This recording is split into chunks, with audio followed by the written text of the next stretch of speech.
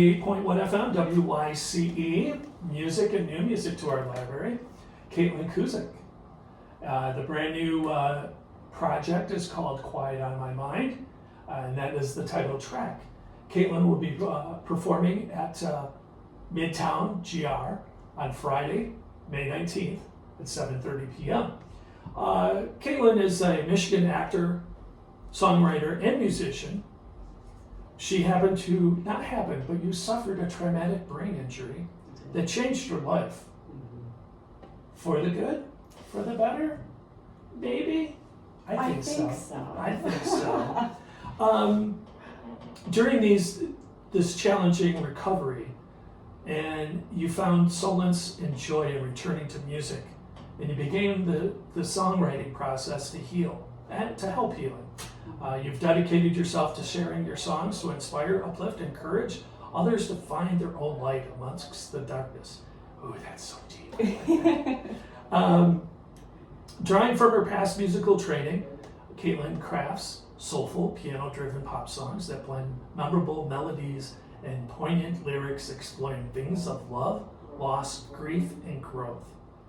Like I said, Caitlin will be performing at Midtown GR in Studio Park on Friday, May 19th at 7:30 p.m. The doors are at 6. I even wrote this. Good afternoon, Caitlin. Welcome to WYCE. Good afternoon, Mike. Thank you so much for having me today. This is twofold. You're the first time that I've had an interview post-COVID. Oh my gosh. And it's like a new awakening. Yes. I love it. So welcome. My goodness, we could talk. We were talking. Yeah.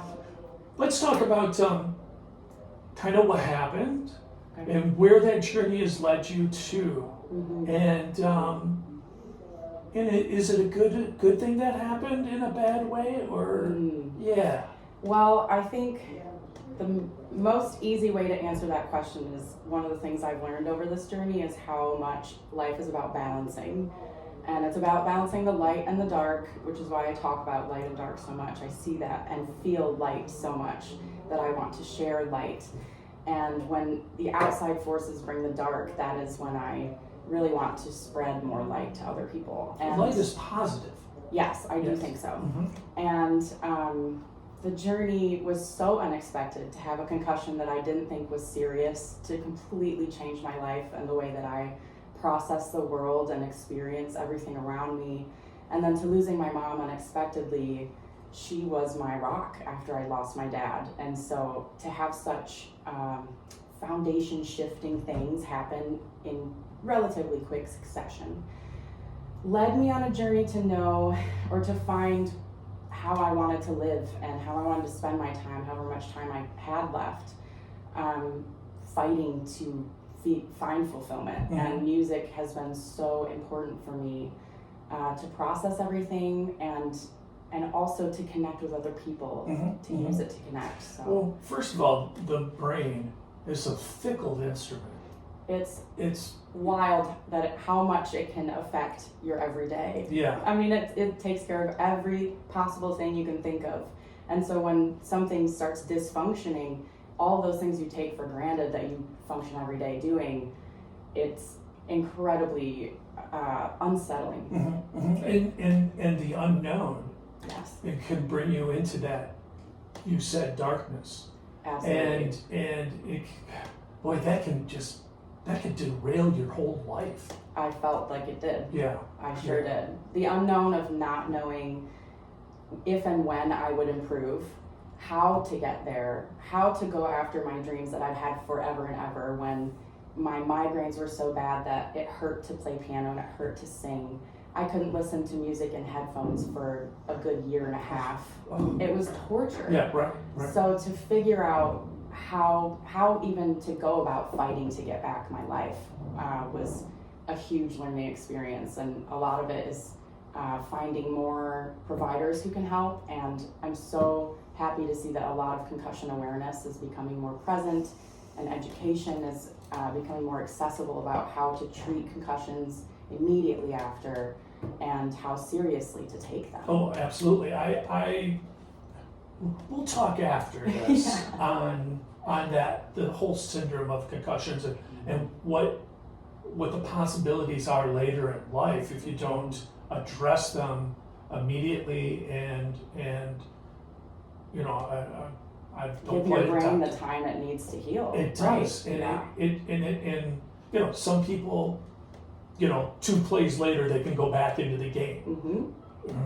Not good, but For that's some, it's okay. yeah. Yeah, and that's what's so wild is that everyone is so different. And so to figure out how to pay attention to your own body and not just blow past all the signs Right. is something I still deal with. Right. Big time. I have to really pay attention to the cues if a migraine is coming or if Right. I've really overdone it. Right. So in this journey, your writing process, did you know, I don't want to do that before and after. Did you want to write music? Or I know that you were a performer, you know, an actor, and you know, you've been classically trained musician. Did you think that you were, or was it in the back of your mind that, you know, all of a sudden got shoved forward and like, Maybe, yeah. you know, Yeah. so unfortunately, you hate to say a blessing in disguise, but it also made you aware of the possibilities going forward and advancing your craft in a weird way. I mean, So different. Yeah. Yes. Everything I'm doing now is so different from the classical training that I've had. I actually had to find new ways to sing that didn't hurt as much. So my classical training, I would have a lot of forward resonance, and up in my forehead would the sound would be very present up there, and that triggered really awful symptoms for me. So a lot of the music I had written since was quite low, and I could stay lower in my range. I've even seen people that I went to college with in recent years who said, "Oh, your speaking voice is even lower," and it just doesn't bother my temples as much to have more chest things. right. And so it's been a really interesting journey to delve into the pop side of things, but I think can paint the picture that I want in an accessible way of what I've been through, so I can reach other people and help others through what they are struggling with. Painting pictures with your words. Yes. Oh, that's so deep. I love doing that. That's awesome. Well, you know, God, music can do that. Good music does it. You know, you take a journey on every song, and if you know, you can have music in the background, but all of a sudden somebody's lyrics come to you, and then all of a sudden, oh, I get it, or I see the picture that they're drawing. Yeah. That's a skill. Yeah. You know, and that's the cool thing. I think it can be a developed skill, and it also is an instinct. And different artists, you know, go about it different ways. Oh, absolutely. Yeah. Absolutely. And for me, in production, I always was going back to what I wanted the song to feel. So if it wasn't building enough to the bridge and having that arrival, then I was like, okay, we've got to go back, we've got to add some more instruments here, we've got to swell here. And it is so much about emotion for me in my music. That, that's how I want to share it. The title, Quiet in My Mind. Quiet my mind. Quiet my mind, sorry. That's I get it. Yeah. Because there was a lot of things going on. Mm-hmm. If how I'm interpreting that title is there was stuff going on there, Mm-hmm. and you needed to quiet. Right. So when I first wrote that song, it was the first song that came together. My thinking had been so fragmented, and so when this song actually came together, it was a good sign to my therapist and to me, and I felt like I finally accomplished something after having not worked for some time. And it was also that I was so anxious to get my life back, to have had such a busy, active lifestyle until the day I hit my head, and then to try to keep going for months, and then finally be told by a doctor, you cannot. You've got to stop and focus on treatment. My mind still wanted to run. But it was exhausting, and the more that stress and the anxious thoughts came up, the worse my symptoms would get. So as much as I needed to process things, I had to quiet my mind to heal. And it was hard. It's still hard. Well, you know what? your project is right on cue. I'm speaking with Caitlin Cusack. She'll be performing at Midtown GR on Friday evening at 7:30 p.m. You got a full band. Mostly full band. Mostly full band. Yeah. They'll like to hear that one. Well, mostly full. Yeah. Well, you better feed them. So no. You'll have a band, and you'll be performing from your album and a few other things. Yeah, some unreleased tunes. Yeah. I'm really excited for people to hear with the band. Nice. So, is this kind of a career change for you in the long run? I think so. Yeah. I think that it's so important to me, and that songwriting has brought joy and purpose to me in a time that was so difficult, that it is a flexible career in a way that I can work around what I still have to manage symptom-wise. Mm-hmm. And the goal to perform live is more often is certainly there, but it's been a slow journey to get this Right. far, and will continue to be something Right. I have to figure out. Mm-hmm. But I do think that I've hit a stride that this is what I want to be doing Nice. for some time, and I'm totally open to, if life throws me another curveball, Right. that things can change. Right. But Right. it's important. You to know, that is the light in you. Mhm. You know, I mean, that is, you can see it in your eyes. Thank you. The eyes are the windows to your soul. Yes. But